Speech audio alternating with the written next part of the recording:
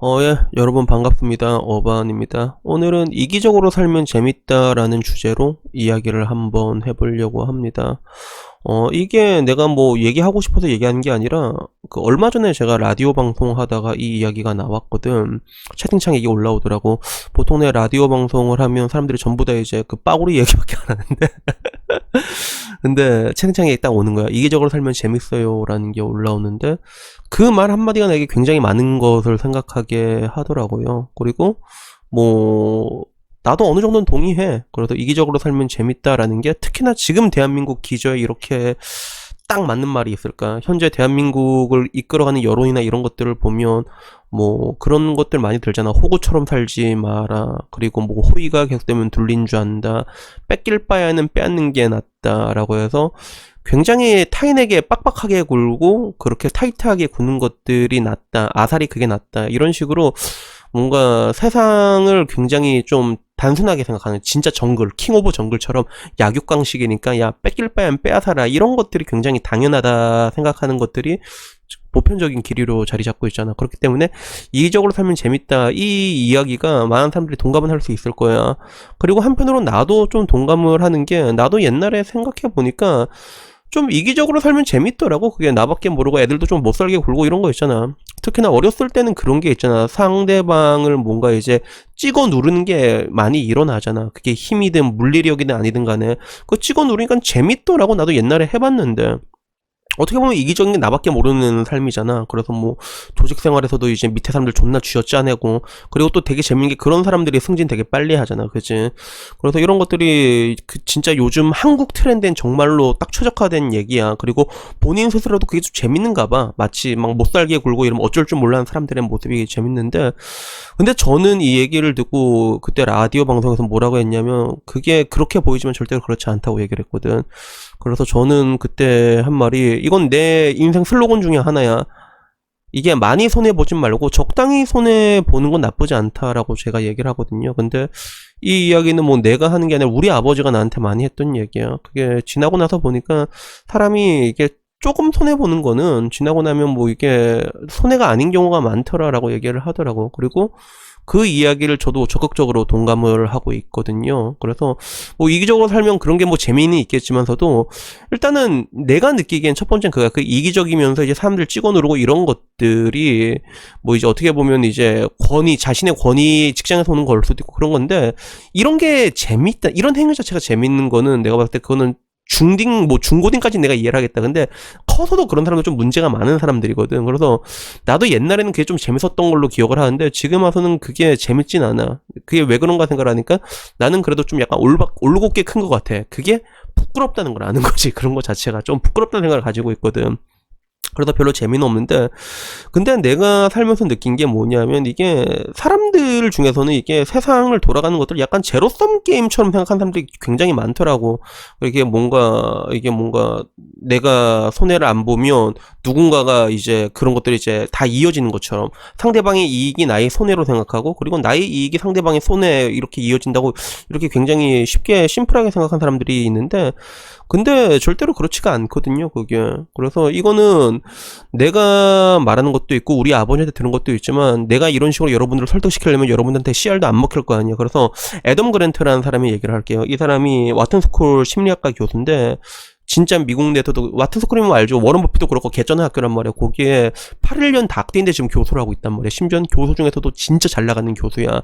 그래서 이렇게 하면 나 설득력이 올라가잖아. 근데 그 심리학 교수가 했던 말이 그 사람의 인간은 세 가지 부류가 있다고 했어요. 그게 첫 번째가 기버고, 두 번째가 매처, 세 번째가 테이커라고 했는데, 기버 같은 경우가 뭐 쉽게 말해서 이제 퍼주는 사람이고, 그리고 매처 이타적이라고 보면 되겠죠. 그리고 매처 같은 경우가 딱 개인주의야. 그래서 개인주의라고 보면 되고, 마지막에 테이커가 이기주의라고 보면 되는데, 이 사람이 얘기를 한 게 뭐냐면 그 실제로 기버와 매처 테이커에게 각각 영업을 시켰다고 해요. 영업을 시켰는데 실적이 제일 좋게 나온 사람이랑 제일 나쁘게 나온 사람이 있거든. 당연히 실적이 제일 나쁘게 나온 사람 누굴 거라 생각해?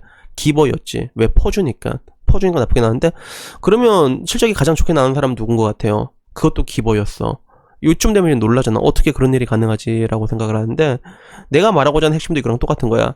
이게 실적이 가장 개판으로 나온 경우는 기버가 테이커한테 빨린 경우, 그리고 실적이 가장 좋게 나온 경우는 기버가 기버한테 했던 이렇게 퍼줬을 경우, 이게 선순환 구조로 돌아가기 시작한 거거든요.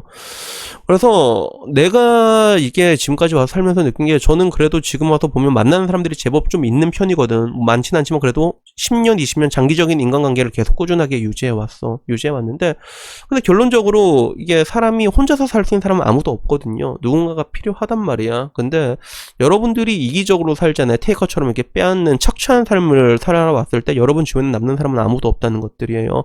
물론 여러분 나름대로 이제 이런 테이커 같은 경우는 좀 이제 지능이 조금 높아가지고 잘 뺐거든. 잘 뺐고 이제 복종시키는 법도 알고 사람들을 컨트롤하는 방법을 안단 말이야.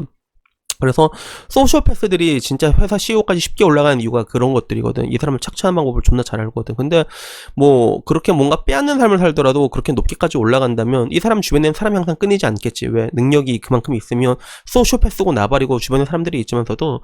근데 보통 사람들, 내가 말하는 이 테이커라는 거는 얄궂이게 그런 거 있잖아. 그거 뭐 이제 똑같이 내대로 자기가 낸 거 존나 생색내고 막 그런 사람들이 있잖아. 이런 사람들이 인생에는 사람들이 안 붙는단 말이야. 안 붙어요, 결국엔. 장기적인 인간관계에서. 그래서 여러분들에게 내가 하나 말할 수 있는 거는, 여러분들이 약간 기버가 되냐, 조금 퍼주잖아. 근데 너무 많이 퍼주진 말고 조금 퍼주면 이게 되게 좋은 게, 난 그걸 편리하다고 느꼈거든. 그게 왜 그런가 하면, 사람의 뭔가 본성을 어떻게 쉽게 알 수 있겠어. 나는 이제 뭐 몇십 년을 만난 내 친구 속도 아직도 모를 때가 있는데, 근데 그 사람이 어떤 사람인지 판단하는 건 되게 쉬워요, 의외로. 그게 뭐냐면, 그 사람의 본성을 알고 싶으면 뭐 권력을 쥐어주라 이런 말이 있잖아. 비슷한 거야. 그 사람한테 계속 잘해줘봐, 그냥. 계속 잘해줘봐. 그러면 그 사람이 어떤 사람인지 쉽게 알 수 있거든. 어떻게 보면 그 사람한테 권력을 쥐어주는 거겠지, 그지? 그래서 내가 뭐 이렇게 뭔가 하다 못해 뭐 술값이다 뭔가 이렇게 조금 이렇게 손해봤을 때, 그냥 뭐, 야, 내 기분 좋으니까 내가 낼게. 이렇게 난 기분 좀 잘 내는 편이니까 했을 때, 이런 것들을 계속 하다 보면 사람들이 굉장히 쉽게 갈리더라고, 그게. 아까 말했던 것처럼. 결국에는 인간관계 가장 최고의 선순환은 기버와 기버끼리 만나야 되거든요. 그러면 이게 결국엔 자기가 기버가 돼봐야지 알 수가 있단 말이야, 그게. 그러니까 이게 좀 뿌리다 보니까 얘는 뭐고 얘는 뭐고 얘는 뭐고, 이게 생각보다 쉽게 그게 눈에 보이더라고요, 그런 것들이. 그래서 여러분들에게 말하고 싶은 게, 제가 뭐 밀당 연애도 그렇고 뭐 남녀관계도 그렇고, 이게 그런 얘기 내가 많이 하잖아. 그게 뭔가 이제 밀당 같은 게 의외로 필요 없다고 뭐 얘기하는 게 이런 관점에서 얘기하는 거거든. 그런 게 필요한 사람들도 있어, 분명히. 적당히 컨트롤 해야 되고 당근과 채찍이 필요한 사람들도 있는데, 근데 그게 아니라 인간관계에서 일어나 저러나 가장 큰 선순환은 기버와 기버끼리 만났을 때 오게 돼. 그러면 어떻게 되냐면, 얘네들의 특징은 내가 확실히 알 수 있는 게, 나는 그냥 기분 좋아서 냈거든. 별로 이렇게 그냥 내가 기분 좋아서 내서 나는 오히려 얘한테 고맙다는 생각을 가지고 있는데, 얘는 또 이제 그걸 먹으면 또 자기가 고맙다는 생각을 가지고 있어. 그럼 얘가 고마워서 또, 야, 다음에, 야, 내가 뭐 사줄게. 이러다가 먹으면 나 또 잘 먹었네. 그러면, 야, 고맙다. 내가 다음에 더 맛있는 거 사줄게. 약간 이런 식으로. 사람들 특징이, 기버들 특징이, 이게 자기가 준 건 잘 기억 못하고 자기가 받은 건 존나 기억을 잘하거든. 그리고 테이커 특징은 그 반대야. 자기가 준 거는 존나 잘 기억하고 자기가 얻어먹은 건 잘 기억을 못한단 말이야. 그런 게 거기서 갈리게 되거든. 그래서 이런 뭔가 이제 뇌가 좀 약간 단순하다고 하다면 단순하다고 말할 수 있는데, 이런 기버끼리 만나게 되면 인간관계가 굉장히 선순환이 잘 돼. 그냥 서로 고마워하는 거야. 고맙다 이런 관계가 비단 동성관계뿐만 아니라 이성관계에서도 마찬가지란 말이야. 그래서 남자 여자도 관계도 똑같아. 서로 별관계도 자기야 고마워 이래서 그런 거 고마운 사람 만나야 된다니까. 그러면 남자들 또 특징이 뭐야? 그러면 이게 고맙다고? 야 씨발 다음에 더 잘해야겠네. 약간 이렇게 생각을 하잖아, 그치?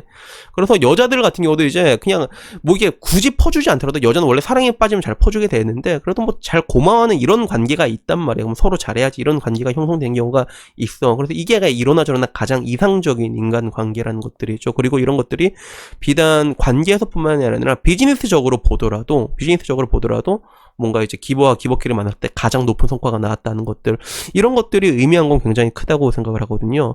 그래서 저는 여러분에게 말하고 싶은 게, 이기적으로 살면 뭐 재밌을 수는 있을 것 같아요. 뭐 나도 옛날에는 그렇게 살았던 것 같은데, 진짜 애 때는 그게 뭐 재밌었던 것 같긴 해. 근데 지금 와서 보면 그게 그렇게 현명한 방법은 아닌 것 같아. 근데 문제는 뭐냐면, 사람이 이렇게 살다 보면 짜치잖아. 내가 이렇게 정말 힘들고 그러면 사람이 이기적으로 변할 수밖에 도 없는 게 있는 것 같아. 그래서 일단은 항상 제가 말하지만 여러분이 잘 돼야 돼. 여러분이 잘 되고 그래 여유가 있으면 그러면 이제 뭔가 누군가 보더라도 이제 하다못해 뭐 가족이든 친구든 뭐든 이렇게 퍼주는 게 가능하단 말이야. 여러분이 할 수 있는 한도 내에서.